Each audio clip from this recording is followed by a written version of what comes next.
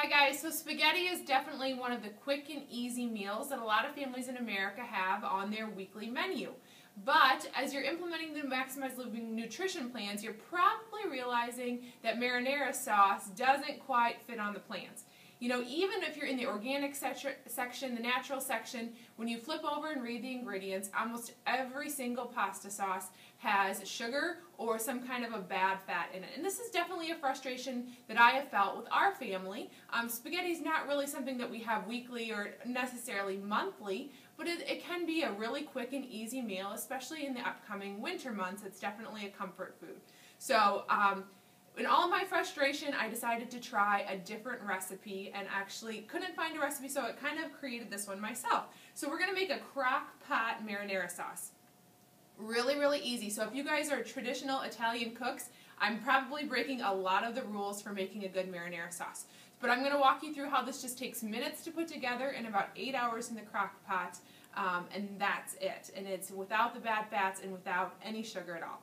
Okay, so how I started is I picked up a huge box of aroma and heirloom tomatoes at the farmer's market, and all I did was washed them and halved the tomatoes. So altogether I probably had about 4 to 6 cups just of tomatoes halved, and I threw them into the crock pot. Into that I also finely chopped a green pepper and a whole onion, and I pressed in 3 loaves of garlic into there.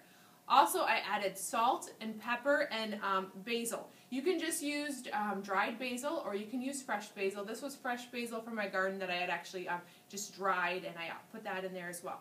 I also added 3 tablespoons of olive oil. So all of that went into the crock pot. I put on the lid, turned it on low, and 8 hours later I had chunky marinara sauce. So in our family, we like it a little bit chunkier, but all you would have to do then is throw that into your blender or your food processor if you wanted it finer, kind of more of the consistency that you'd get from a jar marinara sauce. And really, that was it. Really easy. So one other thing, I did add stevia into it. I added 1 packet of stevia into there too, just to kind of balance out everything. You don't have to do that. I seem to like that flavor a little bit better, and it more resembles what you would get in a jar, because almost every sauce there has some kind of sweetener in it. So let's talk a little bit about what you could put this pasta sauce over on the Maximize Living nutrition plans.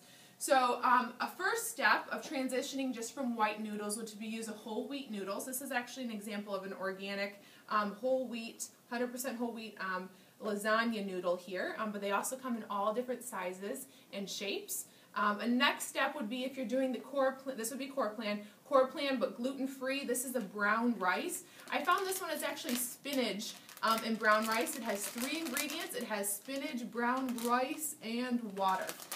That's it, in those 3 ingredients. So there's also other things that you can find. There's things like quinoa noodles. I looked on the ingredients on those. Definitely want to look in the ingredients. There's corn flour in those. Otherwise, different kinds of gluten-free flours. Just really want to read the ingredients to see what else is added into it. But these 2 are just simple core plan alternatives for your pasta sauce. So let's talk about if you're on the advanced plan. This is something newer that I found at my grocery store, actually at Hy-Vee, and these are noodles made from beans, mung bean noodles, which is that mung beans, and water into them. So this is a fettuccine noodle. They also come made from black beans, and more of a spaghetti type noodle.